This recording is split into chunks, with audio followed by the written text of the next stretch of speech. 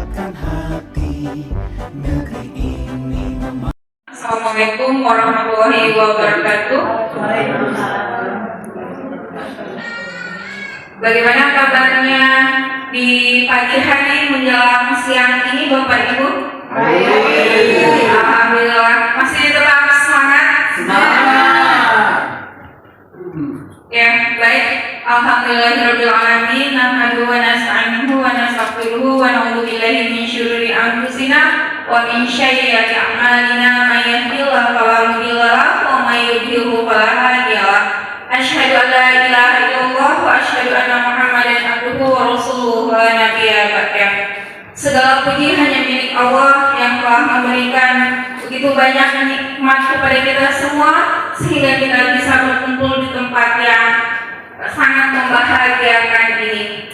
Salam dan salawat kepada uswah dan kedua umat Rasulullah SAW, karena atas perjuangan dan pengorbanan beliaulah sehingga kita bisa merasakan nikmat Islam sampai sekarang ini. Dan semoga kita senantiasa istiqomah dan menjadi umatnya sampai akhir kelak dan kita mendapatkan syafaat di yaumil akhir.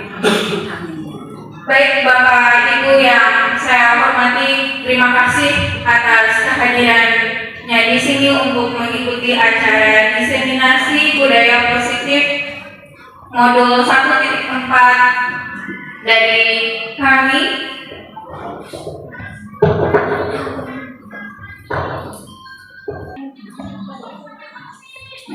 Ya, kegiatan ini bertujuan untuk melakukan penimbasan tentang budaya positif di sekolah kita, khususnya SMA Negeri 1 Sanggar.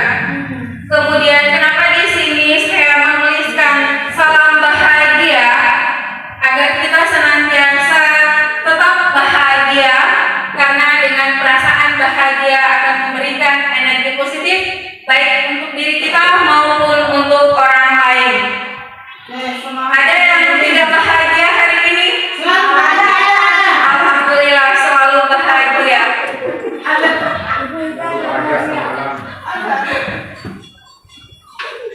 Walaupun tidak bahagia tapi tetap tersenyum ya. Ya, baik. Ada beberapa materi yang akan kita pelajari bersama atau yang akan saya sampaikan. Yang pertama tentang paradigma belajar, kemudian disiplin positif, motivasi perilaku manusia, kebutuhan dasar, posisi kontrol restitusi, keyakinan kelas, dan segitiga restitusi. Pertanyaan pemantik.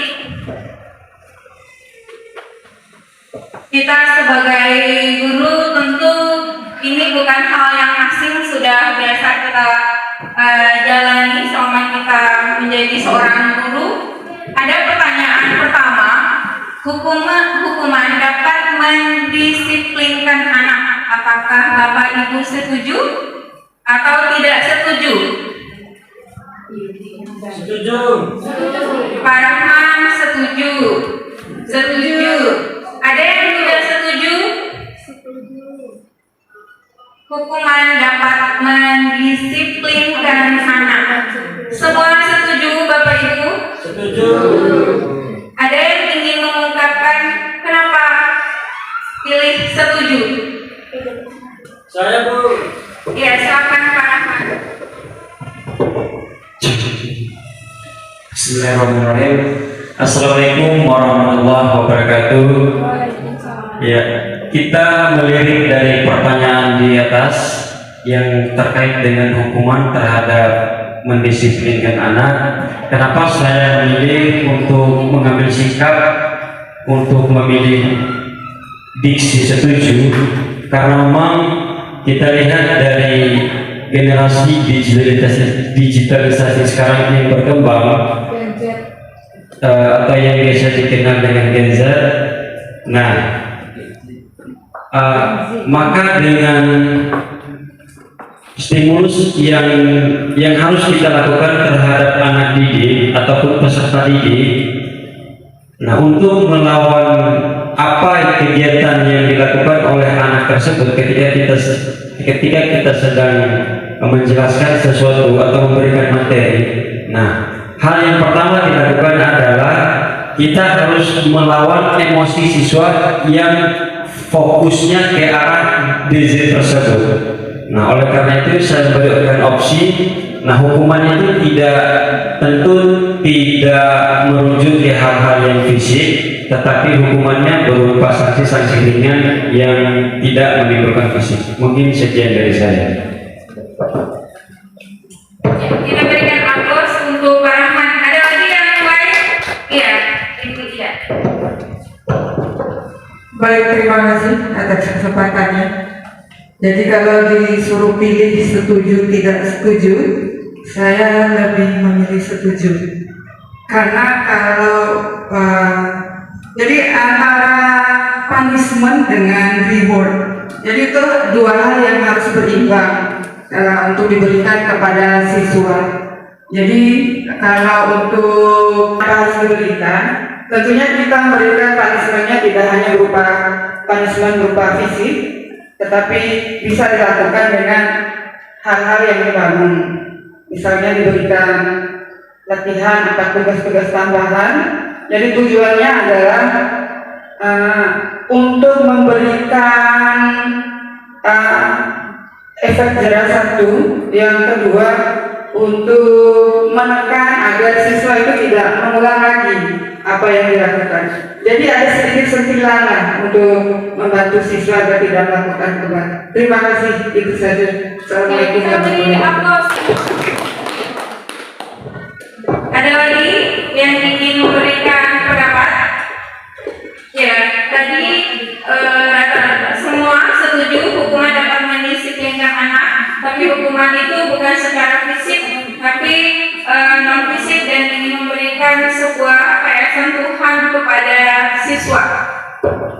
Kemudian yang kedua, pemberian hukuman dengan hal positif seperti membaca atau membersihkan halaman sekolah dapat meningkatkan disiplin anak. Setuju atau tidak setuju? Setuju.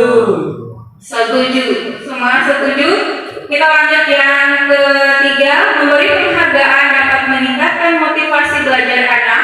Pembelajaran kontekstual bermakna dan bermanfaat. Setuju atau tidak setuju? Setuju. Ada yang ingin memberikan alasannya atau mengungkapkan kenapa pilih setuju?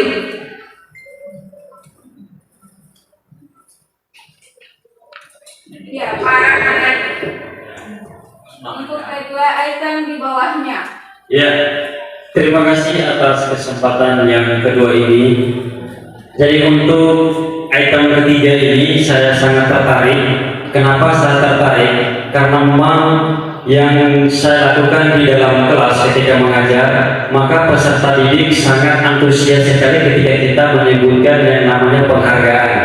Jadi apapun yang kita suruh, kalau kita barengi dengan kata penghargaan, walaupun dalam 1-2 poin, itu sangat antusias sekali anak-anak untuk selalu mengerjakan apa yang kita perintahkan. Ya, makanya saya pilih opsi setuju. Ya, terima kasih. Ya, ada lagi yang lain yang ingin memberikan tanggapan terkait penghargaan dan hukuman positif?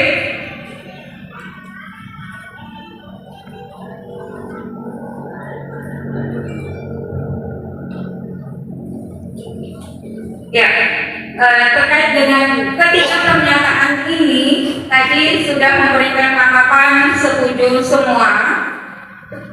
Ini baru pertanyaan pengantin, nanti kita akan masuk apakah sesuai atau tidak apa yang kita ungkapkan.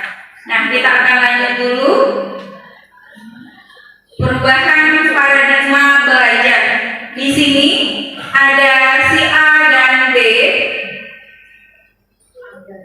Kemudian kita berpasangan, cari pasangan. Ada yang berperan jadi si A dan yang jadi si B. Kemudian tuliskan atau kita tuliskan di kertas itu sesuatu yang berharga yang ingin kita pertahankan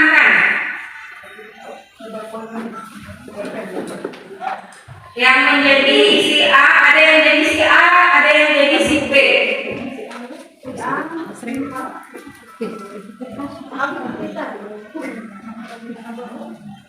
Pakai kertas, kemudian yang jadi si A, tuliskan sesuatu yang berharga dalam diri kita atau yang kita sayangi dalam diri kita, kemudian dipegang kertasnya, digenggam, dipegang tangan kita, sesuatu yang berharga. Kemudian temannya si B, yang jadi si B, coba terserah mau bagaimana caranya, mau dirayu, dipaksa teman si A ini agar melepaskan genggamannya, dan si A mengambil sikap apakah mau lepas atau tetap bertahan. Ya, silakan.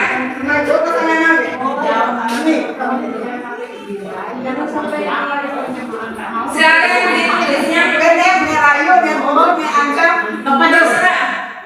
Yang teman atau si B akan mencoba dengan sekuat tenaga dengan berbagai cara untuk meminta agar si A memberikan benda tersebut.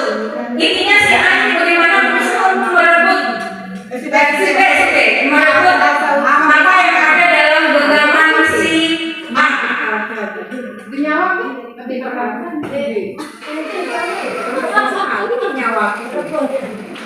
Silakan, ayo semangat.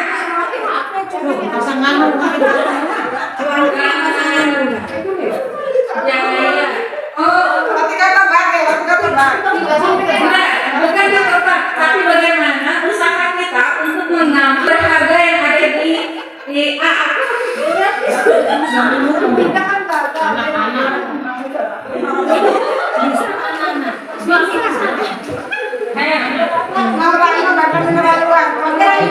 Bajanya berarti sama kuning.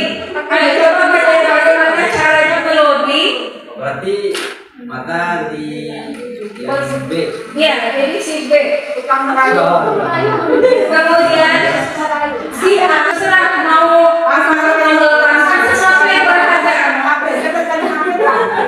Oke, Bapak Ibu, yang kita pegang itu memang kertas, tapi kita membayangkan itu adalah sesuatu yang berharga dalam diri kita. Apakah kita akan melepaskan, memberikan ke orang lain, atau kita akan mempertahankannya? Jangan untuk si B, silakan lakukan berbagai cara berupaya untuk mendapatkan yang berharga pada si A. Ayo. Saya ingin merasa suami.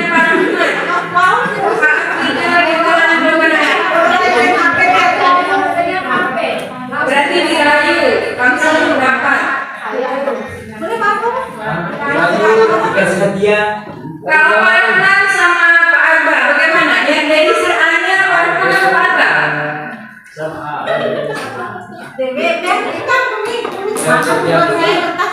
Kertasnya.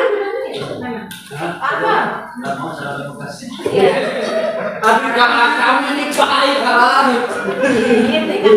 Coba kasih itu, Bang. Saya kasih uang. Ayo yang butuh suami saya kasih uang. Aduh, ini Misi kalau sampai bening siapa yang jadi si A si B-nya?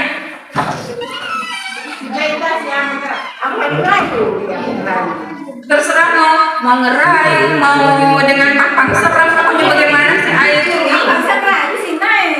Saya serang dengan kasih HP di dalamnya. Saya bisa merayu. Saya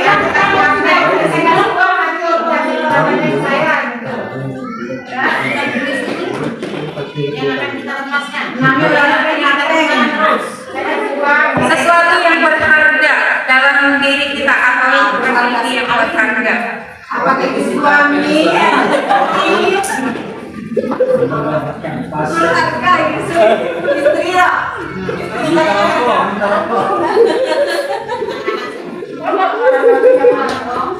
Ciri khasnya, Ya. ciri khas. Atau saya coba lebih kuning saja. Ya, dipegang.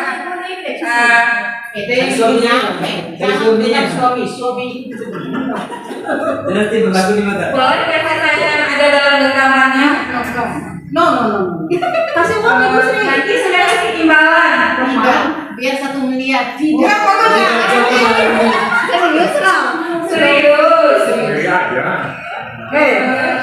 Nanti gak mau saya main sama Wan. Saya sama ibu nih gak mau saya main sama ini kalau kamu kasih. Pergi lah kau jauh dari aku. Kau mau ya? Iya. 1 miliar.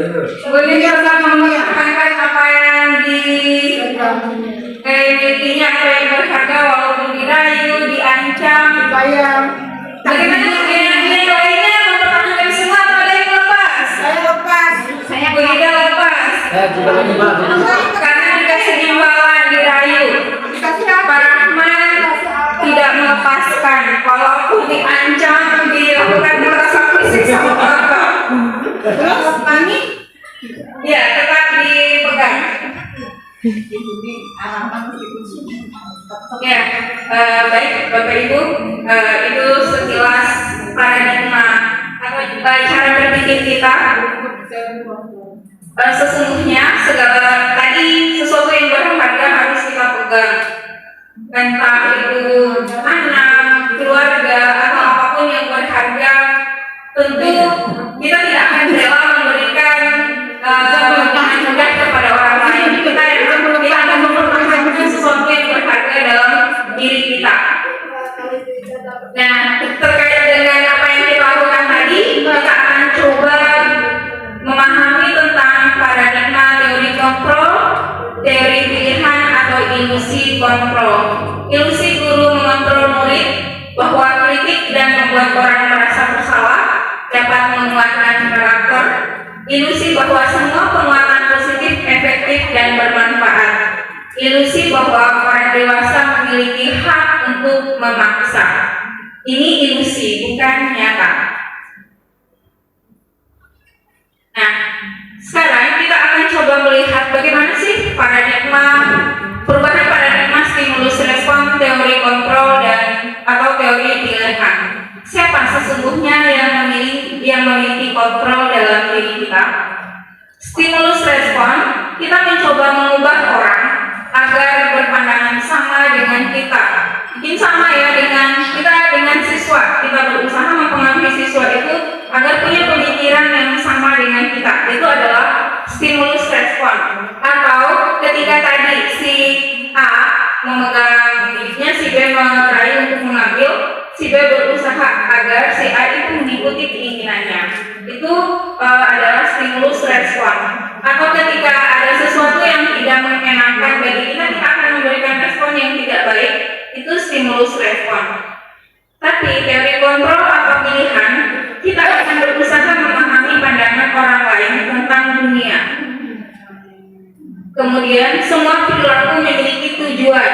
Ketika anak misalnya mereka berkelahi dengan temannya, kita akan mengatakan itu salah atau tidak. Ketika anak berkelahi dengan temannya, salah, pasti akan mengatakan salah. Itu kondisi stimulus respon. Tapi dalam teori kontrol ini, ternyata anak-anak melakukan kesalahan pun mereka semua memiliki tujuan atas perilaku mereka. Kalau pada stimulus respon ada istilahnya salah benar, menang kalah. Tapi dalam teori kontrol kita akan sama-sama berpikir menang-menang. Kemudian kalau stimulus respon ada pemaksaan. Ada pada saat ujukan gagal dipaksa, kayak Pak Abah tadi itu Parahan tidak mau memaksa. Itu adalah stimulus respon. Tapi untuk teori kontrol, bagaimana kita mampu membangun sebuah kolaborasi. Nah, terkait dengan tadi kontrol yang memegang kontrol itu ada dalam diri kita. Bagaimanapun kondisi lingkungan kita di luar, bagaimanapun orang-orang di sekitar kita, yang memegang kontrol dalam diri kita itu adalah kita sendiri. Jadi yang menentukan bagaimana kita ke depannya, apa yang harus saya pertahankan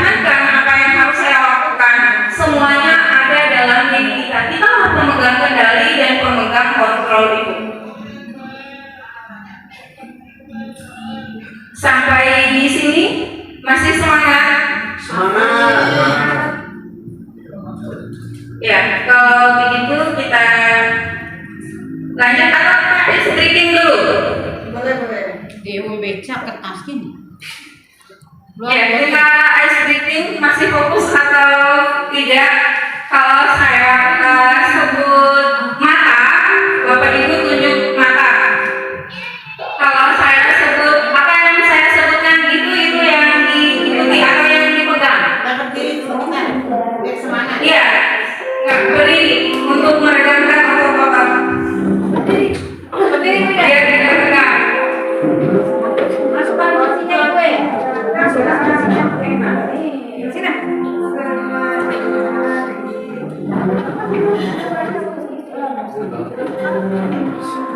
Sini. Nggak apa-apa di sini mana? Aman tuh tidak. Ya.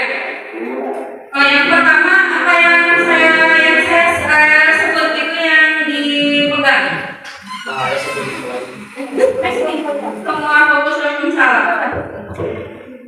Kalau saya sebut atau bilang mata, pegang apa yang saya sebutkan. Intinya pegang apa yang saya sebutkan. Mata. Dua-duanya kan Belum kompak. Ya, dua-duanya. Dua-duanya. Mata. Masih ada, belum fokus. Jidat.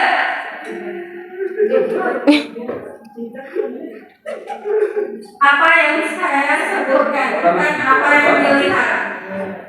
Ya. Kalau saya bilang tepuk satu, sekarang kita tepuk. Kalau saya bilang tepuk satu, silakan tepuknya satu kali. Kalau saya bilang tepuk tiga, silakan tepuknya sesuai dengan yang saya ucapkan. Kita mulai. Satu. Tadi saya sebut tepuk atau satu? Gagal fokus. Tepuk dua. Tiga. Tiga bukan tepuk tiga.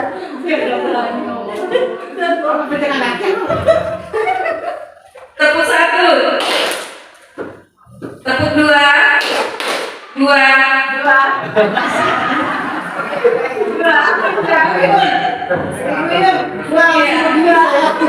Sekedar ice-breathing. Sekarang kita lanjut ke disiplin positif.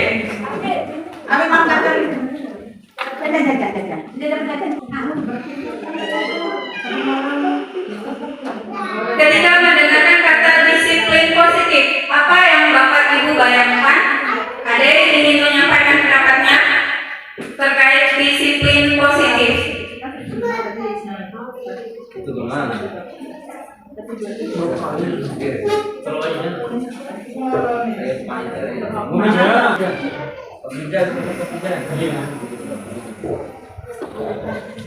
Ya, disiplin positif.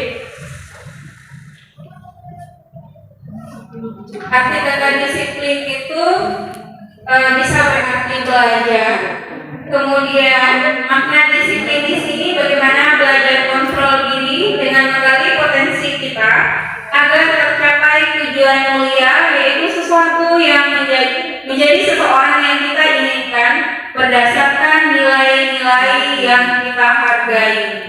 Itulah disiplin positif yang kita harapkan, bagaimana kita menggali potensi agar tercapai tujuan yang mulia berdasarkan nilai-nilai yang kita hargai.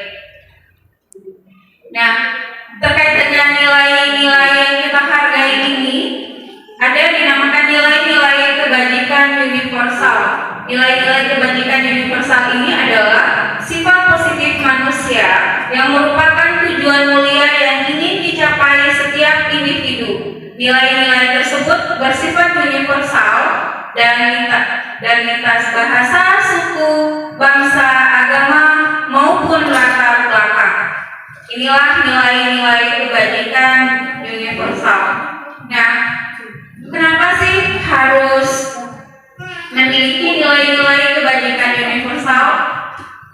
agar tumbuh motivasi intrinsik atau agar motivasi intrinsiknya akan terbangun.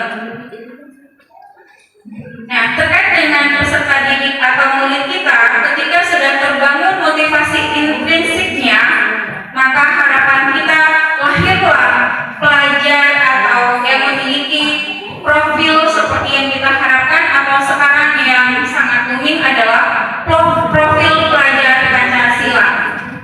Beriman, bertakwa kepada Tuhan Yang Maha Esa, berakhlak mulia, mandiri, bernalar kritis, berkebinekaan global, bergotong royong, dan kreatif.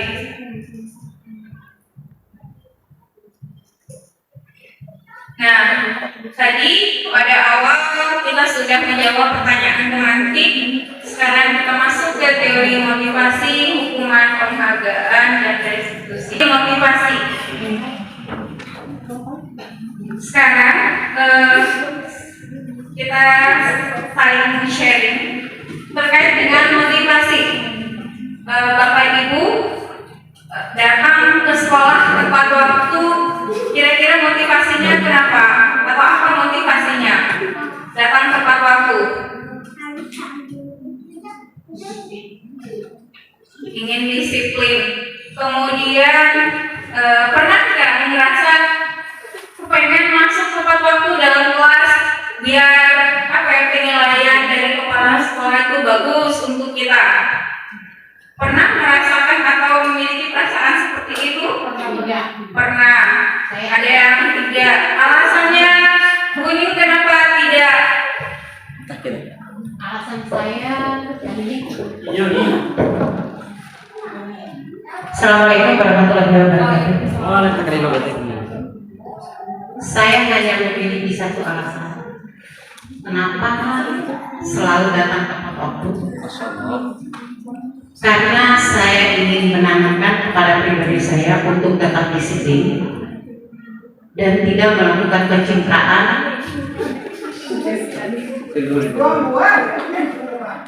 apalagi untuk mencari muka terhadap kepala sekolah. Terima kasih. Assalamualaikum warahmatullahi wabarakatuh. Luar biasa. Yang lain ada yang ingin menyampaikan pendapatnya, datang tepat waktu atau masuk tepat waktu di dalam kelas? Parban. Pak Arga, apa alasannya masuk tepat waktu di dalam kelas atau datang tepat waktu? Ya Pak Ahmad ya. Agar biar dapat ujian bos. Assalamualaikum warahmatullahi wabarakatuh. Terima kasih kepada saya untuk menyampaikan ini. Tujuan motivasi itu saya sendiri datang kebetulan sesuai dengan aturan yang berlaku bagi SDN maupun apa itu SDN berdasarkan aturan dari pemerintahan yang dipatuhi.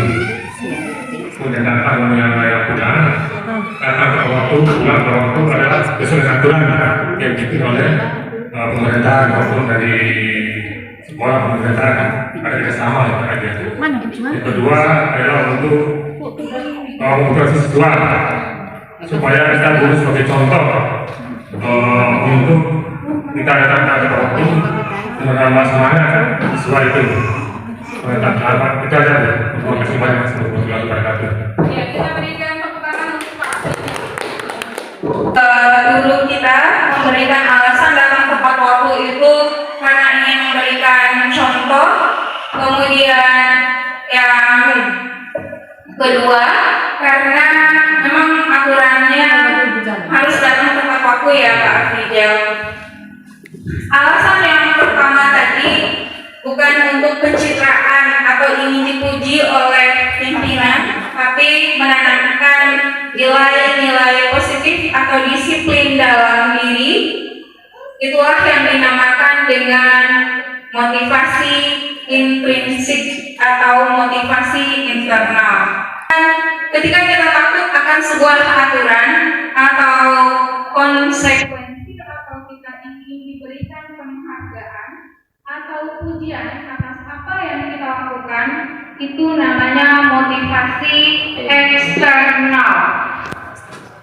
Sama dengan siswa ketika kita memberikan hadiah atau reward atas apa yang mereka lakukan, itu adalah motivasi eksternalnya. Kemudian saya tertarik juga tadi apa yang disampaikan oleh Ibu Ning. Saya ingin menanamkan nilai disiplin dalam diri saya. Berarti itu sudah terbangun motivasi intrinsik dalam dirinya, tidak mengharapkan pujian atau apapun dari orang lain, tapi sebagai bentuk penghargaan diri. Ternyata motivasi intrinsik itu adalah sebuah penghargaan untuk diri kita. Kita mengapresiasi diri kita dengan melakukan hal-hal positif tanpa memikirkan bagaimana timbal balik dari lingkungan atau orang lain. Ketika kita mampu melakukan hal seperti itu, berarti itu adalah sebuah penghargaan dalam diri kita yang kita lakukan.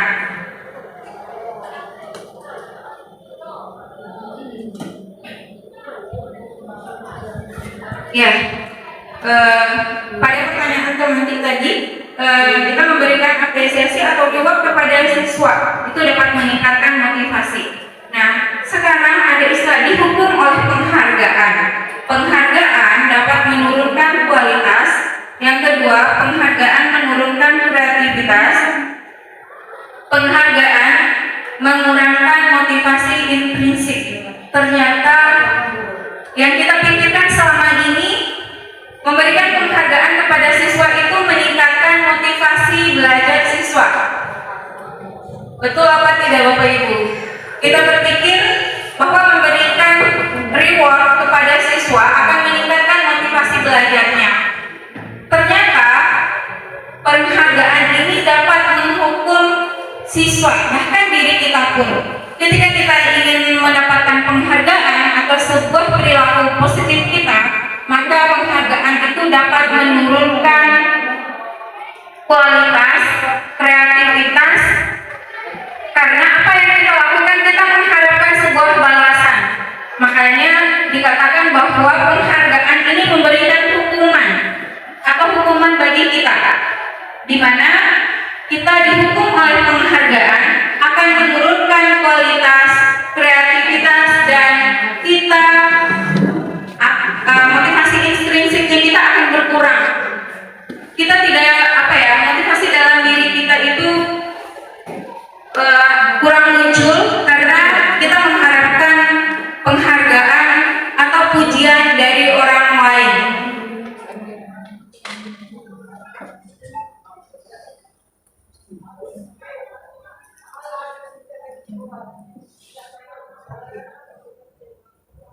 Ya, sekarang kita masuk ke 5 posisi kontrol kita sebagai guru.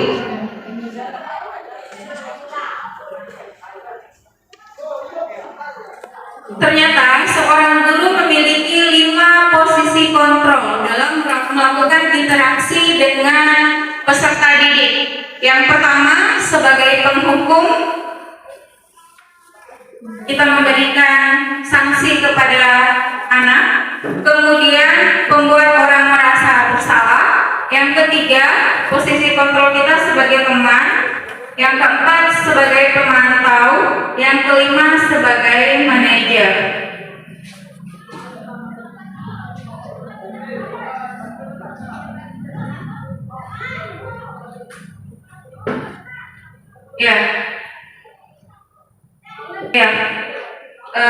Baik Bapak Ibu, tadi kita mengatakan setuju ketika memberikan hukuman kepada siswa walaupun tidak secara fisik. Misalnya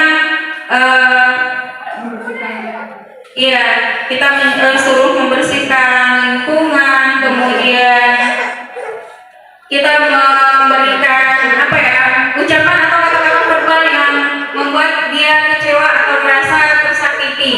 Itu adalah hukuman. Kemudian ketika kita mengungkapkan ada perasaan kecewa kepada peserta didik, berarti kita mengambil posisi kontrol sebagai pembuat orang merasa bersalah.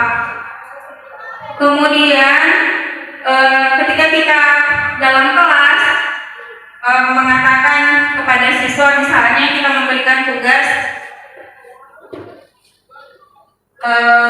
kita meminta siswa untuk menyelesaikan tugas dengan bahasa ayolah selesaikan tugasnya itu atau bahasa-bahasa lain yang membuat hubungan kita itu seperti teman dengan siswa. Kemudian ada pemantau. Kalau pemantau ini kita mengambil posisi kontrol pemantau, tentu ada aturan atau konsekuensi yang akan diterima oleh siswa.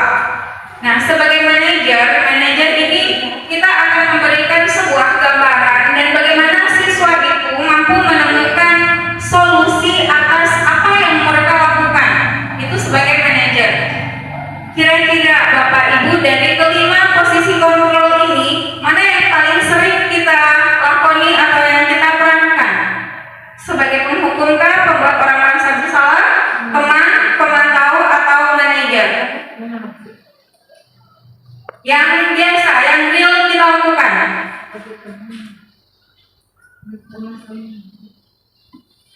Ibu Sina sebagai teman.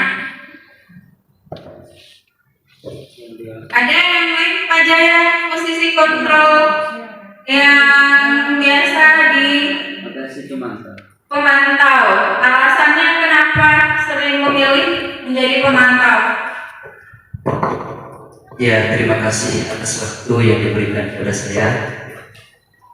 Sangat menarik materi yang disampaikan tadi. Dan pada kesempatan ini saya melihat bahwa secara di lapangan bahwa saya memberikan posisi saya sebagai pendidik terhadap siswa yang memiliki persoalan. Terkadang saya lebih pada sifat pemantau saja, karena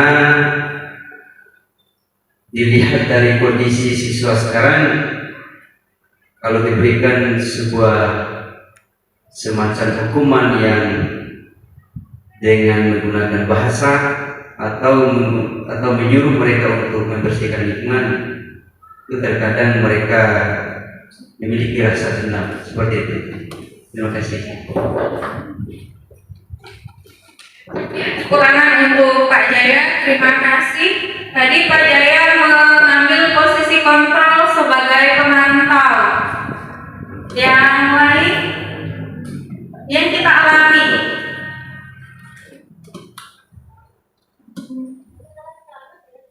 penghukum. Yang pertama posisi kontrol, 5 posisi kontrol yang diperankan oleh guru. Yang pertama penghukum. Apabila kita mengambil posisi kontrol sebagai penghukum, khawatirnya akan menimbulkan perasaan marah, bisa juga dendam oleh peserta didik untuk kita. Seperti kasus yang kemarin yang kita ketahui bersama, salah satu guru yang mengajak siswanya untuk sholat, memberikan sentuhan fisik, walaupun sebenarnya itu adalah hal positif, mengajak berbuat baik, tapi karena ada sentuhan fisik, mengambil posisi kontrol sebagai penghukum sehingga masalah itu menjadi panjang. Nah, hal-hal seperti itu yang perlu kita hindari ketika kita mengambil posisi kontrol sebagai penghukum. Kemudian sama pembuat orang merasa bersalah, tentu siswa kita akan merasa apa ya, feel ada perasaan kecewa. Kita juga akan menaruh perasaan kecewa kepada siswa ketika apa yang kita harapkan itu tidak tercapai oleh siswa kita ketika kita mengambil posisi. Kemudian posisi teman. Kenapa posisi teman ini kita berupaya untuk menghindari juga? Karena apabila kita memposisikan diri sebagai teman kepada siswa tersebut, maka akan membuat ketergantungan. Siswa itu merasa hanya nyaman dengan kita, tapi dengan guru lain itu kayak tidak begitu senang, tidak merasa nyaman dengan guru lain. Makanya kita tidak tidak tepat juga mengambil posisi kontrol sebagai teman untuk peserta didik. Sebagai pemantau, tentu kita terbiasa karena di sini ada konsekuensi ketika siswa tidak melakukan apa yang kita apa yang menjadi kesepakatan bersama, maka ada konsekuensi. Salah satunya juga misalnya siswa tidak mengerjakan tugas, maka konsekuensinya dia akan mendapatkan nilai yang tentu kurang dari KKM. Misalnya salah satunya seperti itu adalah konsekuensi. Tapi kalau kita suruh hari keliling lapangan, berarti kita mengambil posisi kontrol sebagai penghukum. Nah, untuk manajer ini kita akan berperan bagaimana melakukan komunikasi dengan siswa, menggali informasi, dan bagaimana peserta didik itu mampu mengenali kesalahan mereka dan mereka memberikan solusi sendiri. Dengan catatan kita sebagai motivatornya memfasilitasi, memberikan gambaran dan menuntun mereka untuk menemukan sesuatu yang mereka inginkan, tentu ke hal yang positif. Itulah posisi manajer. Kita menuntun mereka. Kalau penghukum dan membuat orang merasa bersalah, kita lebih ke menuntut. Tapi ketika kita mengambil posisi manajer, dan posisi yang paling tinggi, posisi kontrol seorang guru itu adalah manajer. Nah, di sini Bapak Ibu ada beberapa pernyataan. Saya kecewa sekali dengan kamu. Kira-kira ini berada di posisi kontrol yang mana? Bersalah. Kamu tidak pernah benar melakukannya. Posisi kontrol, penghukum. Apa ya? Sebuah pandangan kepada siswa agar berpikir bagaimana sih menemukan solusi dari permasalahan yang dia lakukan. Sehingga kita ada satu yang bukan, apakah kamu mau mendapatkan stiker berbintang hari ini, atau pertanyaan kita, apakah kamu mau mendapatkan nilai yang bagus? Itu kira-kira pertanyaan sebagai apa? Pemantau. Nah, yang paling sering kita gunakan adalah pemantau dan manajer. Biasanya setelah kita memberikan arahan, konsekuensi, atau memberitahukan konsekuensi kepada anak, tentu seorang guru tidak akan langsung meninggalkan. Ada motivasi-motivasi dan bagaimana mengajak peserta didik untuk mengungkapkan atau mendapatkan solusi atas permasalahan yang dihadapi. Itulah posisi kontrol, 5 posisi kontrol yang kita perankan menjadi seorang guru. Kalau dari istilah mungkin agak baru ya Bapak Ibu, tapi sebenarnya sudah kita lakukan, walaupun kita tidak tahu ketika kita melakukan penanganan masalah dengan siswa itu seperti ini, tapi tidak dibahasakan posisi kontrol saya menjadi teman, menjadi pemantau, menjadi manajer. Sebenarnya sudah terbiasa kita lakukan dalam aktivitas kita. Nah, terkait dengan penanganan ini ternyata ada istilah lagi, restitusi. Atau ada yang sudah pernah mendengarkan istilah restitusi? Atau baru mendengar atau mengenal istilah restitusi? Kalau restitusi biasa dikenal di bagian-bagian hukum. Iya, biasanya lembaga-lembaga hukum, bukan dalam dunia pendidikan. Nah, restitusi ini adalah proses menciptakan kondisi bagi murid untuk memperbaiki kesalahan mereka, sehingga mereka bisa kembali kepada kelompok mereka dengan karakter yang lebih kuat. Jadi kita sama-sama menuntun anak ini untuk menemukan identitasnya atau menemukan jati dirinya agar dia bisa berkembang sesuai dengan kodratnya, tentu dalam hal-hal yang positif. Nah, inilah perbedaan hukuman, konsekuensi, dan restitusi. Kalau hukuman yang harus dia terima itu tentu menyakitkan. Kayak kita suruh siswa lari keliling itu pasti lelah dan menyakitkan, bikin malu. Kalau konsekuensi, sesuatu harus terjadi. Misalnya kayak siswa, dia menyelesaikan tugas itu tidak tuntas. Maksudnya tugas-tugasnya tidak memenuhi syarat penilaian kelulusan. Jadi konsekuensinya dia akan mendapatkan nilai di bawah KKM.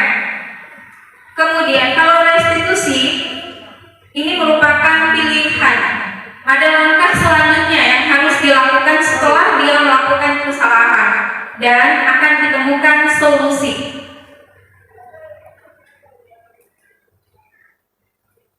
Sembilan ciri-ciri restitusi ini bukan untuk menebus kesalahan, namun untuk belajar dari kesalahan, memperbaiki hubungan, tawaran bukan paksaan.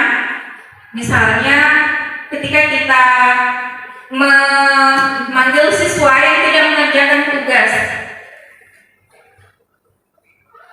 kita akan minta siswa ini untuk mengungkapkan kenapa, alasannya kenapa, dan pada akhirnya nanti kita akan meminta dia untuk berpikir dan melakukan bagaimana dia ke depan agar tidak mengulangi lagi kesalahan ini, dan tentunya dia akan menjadi lebih baik. Nah, restitusi juga mencari kebutuhan dasar yang mendasari tindakan. Kemudian restitusi diri adalah cara yang paling baik. Restitusi fokus pada karakter, bukan tindakan. Restitusi fokus pada solusi. Kemudian restitusi mengembalikan murid yang berbuat salah pada kelompoknya. Dan ini langkah-langkah restitusi ini sangat bermanfaat bagi kita sebagai guru dan terutama teman-teman yang ada di BK karena terbiasa berhadapan dengan siswa yang bermasalah. Nah, bagaimana sih untuk meminimalisir hal-hal atau permasalahan-permasalahan yang terjadi? Maka kita akan berupaya untuk membuat keyakinan kelas. Mengapa harus keyakinan kelas? Mengapa bukan peraturan kelas? Ada yang ingin mengungkapkan apa perbedaan keyakinan kelas dan peraturan?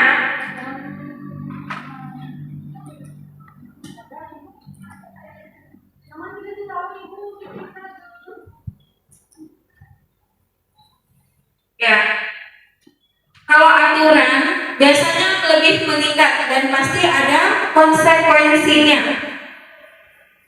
Sedangkan keyakinan ini mendukung motivasi intrinsik untuk menggerakkan seseorang dibandingkan mengikuti serangkaian peraturan-peraturan. Nah, dari peraturan yang ada di kelas atau peraturan sekolah, kita bisa membuat menjadi sebuah keyakinan kelas. Keyakinan kelas ini menggunakan kalimat positif. Misalnya aturannya tidak boleh merokok dalam lingkungan sekolah. Kira-kira bagaimana bahasa keyakinan kelasnya atau keyakinan sekolah? Kita mengganti bahasa tidak boleh. Tidak boleh merokok. Berarti kalau kita merokok kira-kira akan mengganggu orang lain tidak? Mengganggu.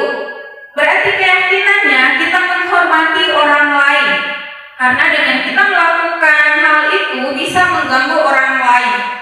Ada sikap tidak menghormati, sehingga kita akan membuat keyakinan bahwa kita menghormati orang lain. Itulah perbedaan peraturan dengan keyakinan kelas. Ketika kita mampu melaksanakan keyakinan kelas atau keyakinan sekolah, maka kita akan mampu membangun sebuah lingkungan yang positif. Kalau sudah ada atau terbiasa lingkungan positif ini sudah tertular hal-hal positif atau hal baik, maka itulah akan terwujud sebuah budaya positif atau kebiasaan-kebiasaan baik.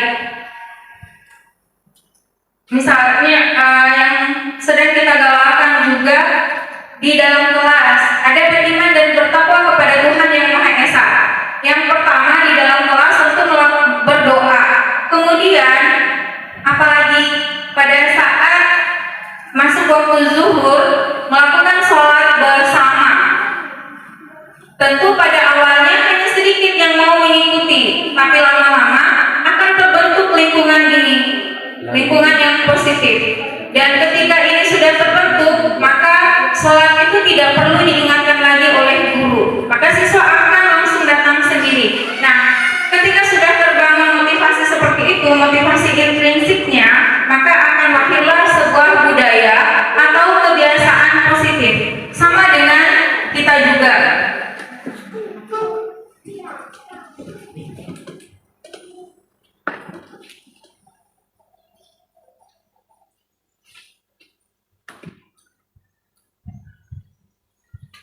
Ya, yang terakhir terkait segitiga restitusi. Ketika kita melakukan penanganan terhadap masalah itu, ada namanya segitiga restitusi. Yang pertama, yang kita lakukan dalam menangani masalah siswa atau siswa yang bermasalah ini, kita menstabilkan identitas. Kita menstabilkan identitas ini bukan bertanya siapa namanya atau menanyakan identitasnya, tapi kita mengungkapkan bahwa kesalahan yang mereka lakukan itu adalah sesuatu hal yang orang lain pernah melakukannya atau bahkan kita sendiri pun pernah melakukannya. Nah, kemudian ada langkah validasi kebutuhan. Pada langkah atau tahapan ini, siswa akan menyampaikan kenapa dia melakukan hal tersebut. Misalnya, ketika siswa tidak mengerjakan tugas, tentu dia punya alasan. Jadi dia akan menyampaikan kenapa dia melakukan hal tersebut. Nah, setelah dia menyampaikan itu, kita akan flashback atau mereview pemikiran mereka untuk mengingat kembali keyakinan kelas yang telah dibuatnya.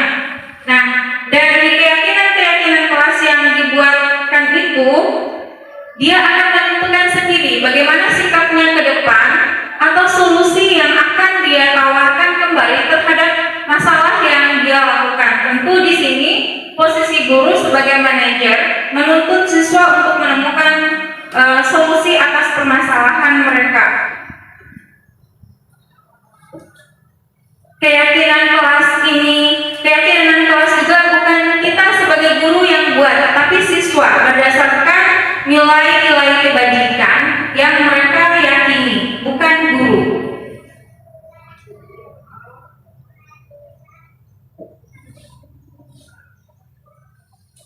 Ya, ini beberapa contoh pengalaman dan pembelajaran yang saya terapkan terkait dengan budaya positif, membuat keyakinan kelas. Jadi siswa membuat sendiri atau menuliskan sendiri apa yang mereka yakini, hal-hal baik yang mereka yakini atau sesuatu yang ingin mereka jauhi.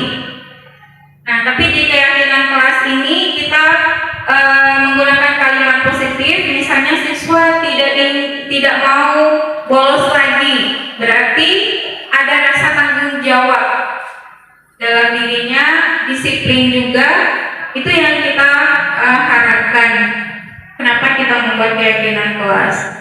Kemudian tadi ketika menemukan siswa yang bermasalah, kita akan melakukan langkah-langkah segitiga restitusi atau praktek segitiga restitusi. Dan posisi kontrol kita tetap sebagai manajer. Nah, kemudian di sini ada kebutuhan akan kebebasan. Ternyata manusia punya kebutuhan.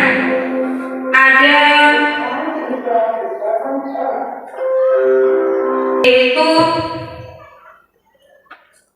menginginkan sebuah pengakuan atau menunjukkan kekuatannya agar diakui eksistensi dirinya. Ada legitimasi yang diharapkan.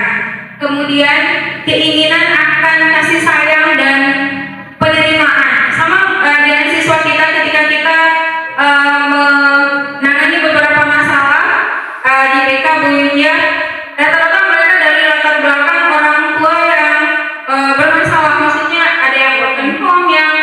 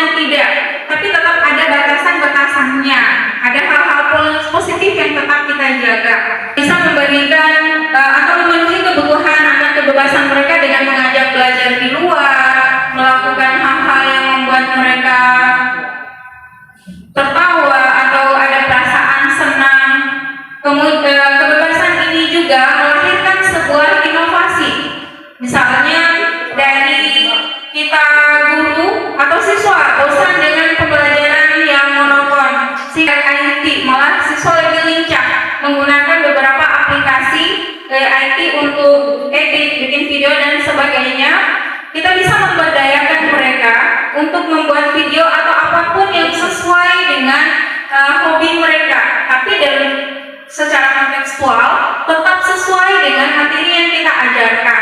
Jadi misalnya Pak Arba guru sejarah, biasanya banyak cerita, nggak apa-apa, kasih materi misalnya sejarah tentang kerajaan Indonesia. Biarkan siswa itu membuat sesuai dengan minat mereka. Itu adalah sebuah kebebasan. Bukan berarti membiarkan anak-anak itu jalan semaunya, tidak. Tapi kita memberikan kebebasan agar anak-anak itu menemukan sebuah ide baru dan akan menghasilkan inovasi baik untuk siswa maupun untuk diri kita. Ada inovasi yang kita temukan. Kemudian ada kebutuhan kita juga untuk bertahan hidup. Salah satunya kenapa kita ada di sini adalah kebutuhan kita untuk bertahan hidup, untuk mendapatkan kehidupan yang layak berupa makanan, fasilitas dan sebagainya.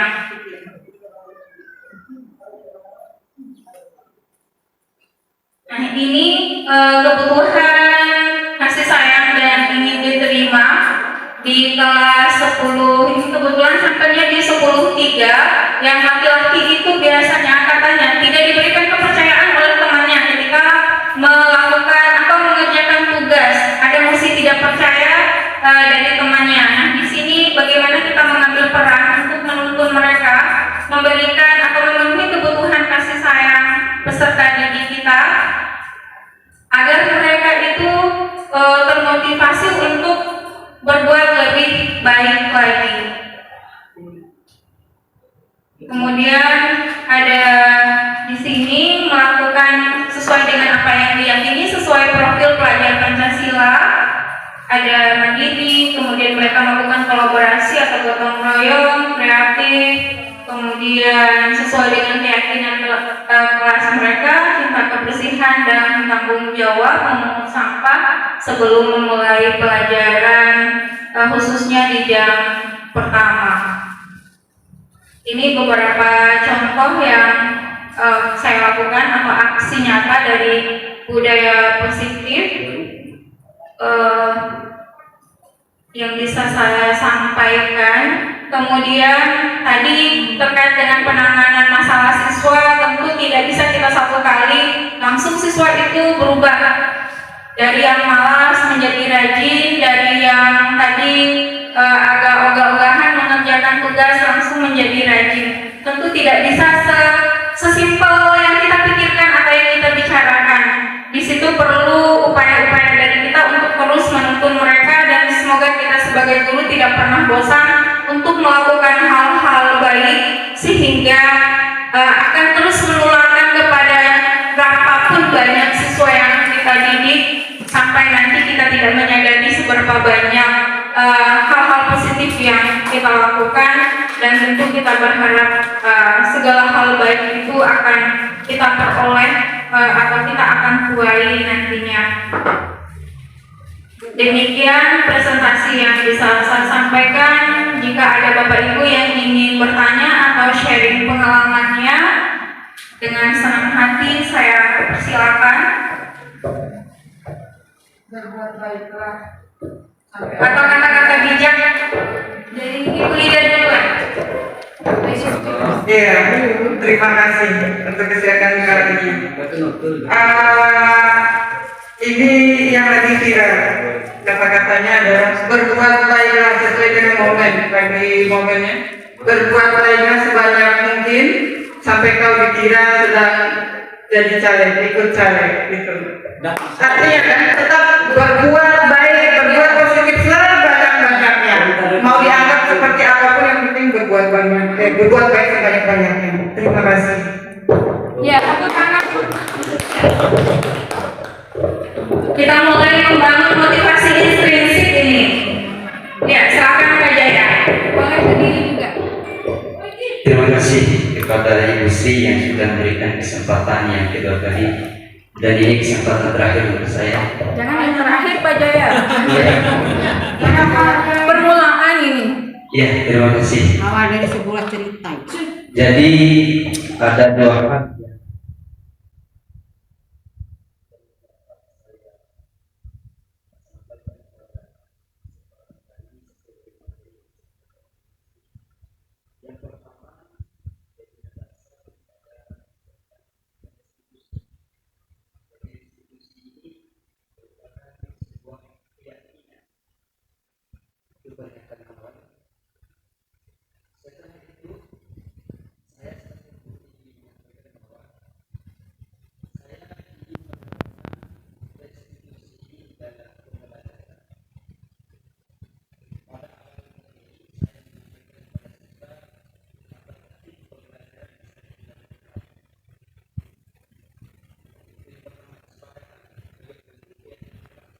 hingga nantinya saya akan mendapati siswa-siswa yang bermasalah terhadap materi saya dan akan dilakukan sebuah kontrol manajerial.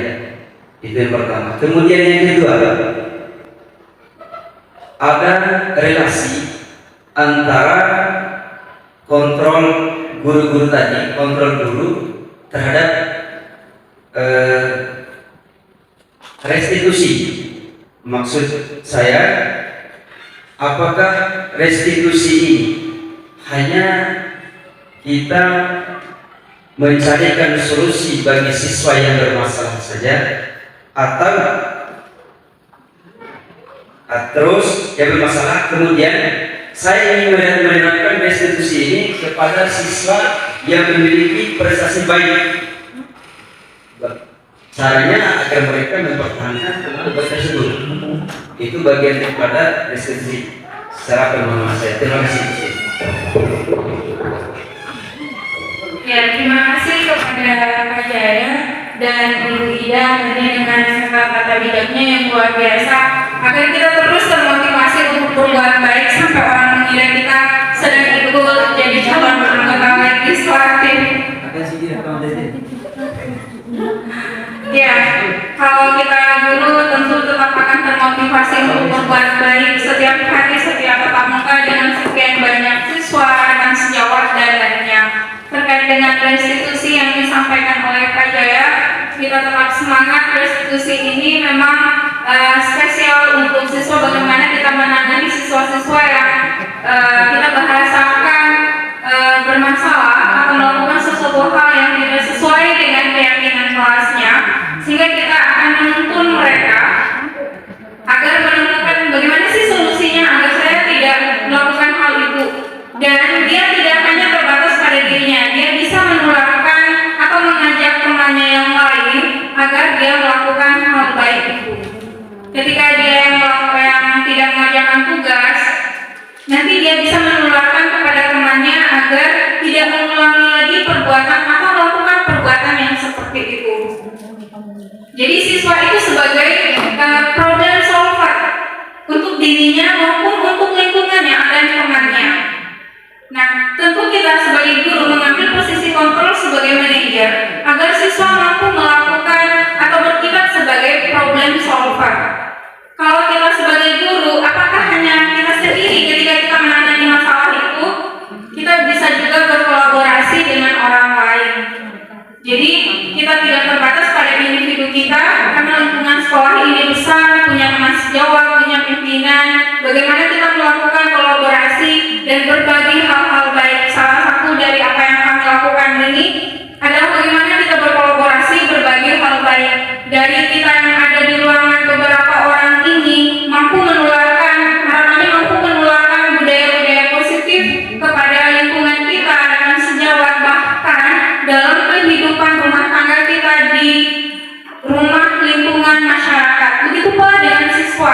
Kenapa perlu kita lakukan restitusi, membuat keyakinan kelas, menularkan budaya-budaya positif, memperkenalkan nilai kebajikan, agar siswa itu mampu tumbuh menjadi seorang pribadi sebagai pelajar di sekolah, kemudian sebagai manusia yang berkehidupan di lingkungan masyarakat. Itu yang kita harapkan. Sampai di sini ada lagi yang ingin menyampaikan sesuatu? Kalau tidak ada, terima kasih atas partisipasi dari Bapak Ibu guru hebat. Semoga apa yang kita lakukan hari ini tercatat menjadi hal baik atau hal positif seperti yang kita bicarakan, dan mendapatkan balasan yang baik pula dari Allah Subhanahu wa Ta'ala. Dan tentunya kita akan menjadi guru-guru hebat yang mampu membudayakan hal-hal positif ke depannya. Jika hari ini yang ada di ruangan ini adalah kita bersembilan atau bersepuluh, maka besok dan seterusnya kita akan mampu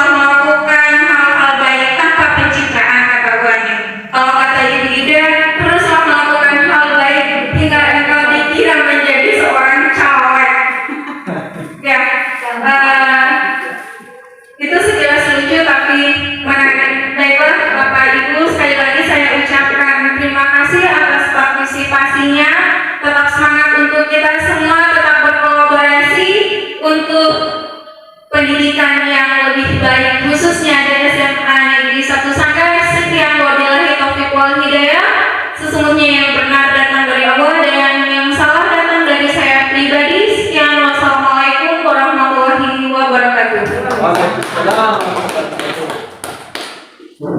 Terima kasih.